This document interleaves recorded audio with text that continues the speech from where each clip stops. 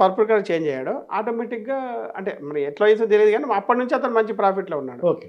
మీరు అదే మళ్ళా నేను అది కోరిలేట్ చేస్తే Robert Kiyosaki 'rich dad poor dad' మీరు కవర్ పేజ్ చూడండి పర్పుల్ కలర్ ఉంటుంది. సో, అంటే purple is equal to wealth అని వాళ్ళు చెప్తున్నారు. అయితే అంటే నేను కూడా ఏం చేశానంటే మళ్ళీ అది 'rich dad poor dad' purple colour ఉందని చెప్పేసి మన మనీ విటమిన్ బుక్ కూడా పర్పుల్ కలర్ ఉంటుంది మీరు చూడండి. ఓకే. సో, ఇదొక బ్యాచ్ ఉంది. సో, దీంట్లో మీరు అంటే ఏంటి ఏ నా స్టాండ్ కేటగిరీ పాయింట్ ఎక్కడ? మీది ఏ కేటగిరీ అనమాట? థ్యాంక్ యూ వెరీ అంటే మచ్. ఇన్ని రకాల డబ్బు మనుషుల మధ్య మీరు ఎలాంటి డబ్బు మనిషి? రైట్. చాలా చాలా మంచి క్వశ్చన్ అడిగారు సార్. ఈ క్వశ్చన్ ఆడియన్స్‌లో చాలా మందికి క్లారిటీ లేదు ఈ విషయం. ఆ! సో ఆన్ టోటల్ మీరు చెప్పిన అన్ని కేటగిరీస్‌ని బేసికల్‌గా 3 కేటగిరీస్‌గా డివైడ్ చేయొచ్చు. 3 categories. Simple 3 categories. Okay.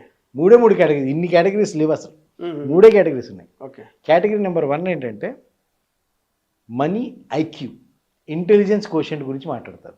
Okay. మనీ ఐక్యూ, ఇంటెలిజెన్స్ కోషెంట్ గురించి హ్మ్.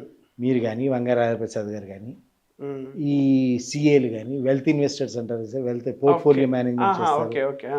వాళ్ళు ఎంతసేపు ఏంటంటే ఆల్రెడీ ఉన్న డబ్బుని హ్మ్. ఫిజికల్గా ఉన్న డబ్బుని హ్మ్. మల్టిప్లై ఎట్లా చేయాలి.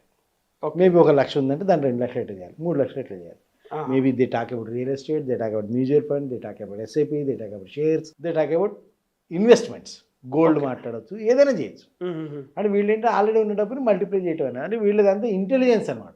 Okay. They have a logic, they have a calculation, they have a strategy.